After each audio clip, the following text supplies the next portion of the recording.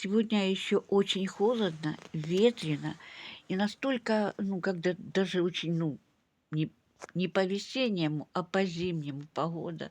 Свинцовое небо, тучи над ним, над крышами, тучи над этим небом и под небом, под сводом небесным. Тучи ходят, низкие, свинцовые. А тюльпаны дома ожили. Хотя они были на улице, я их несла домой, и они были закрытые. Они прямо все так вот съежились.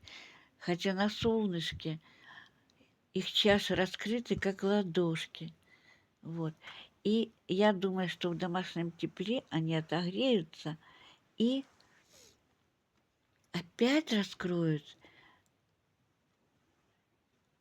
свои чаши прекрасные, свои чаши. Воистину вспоминаются строчки поэта Юрия Балашова. В оковах льда цветку не распуститься. Все ждет тепла, его дает огонь. Коль хочешь ты из пепла возродиться, то холод свой вложи в мою ладонь.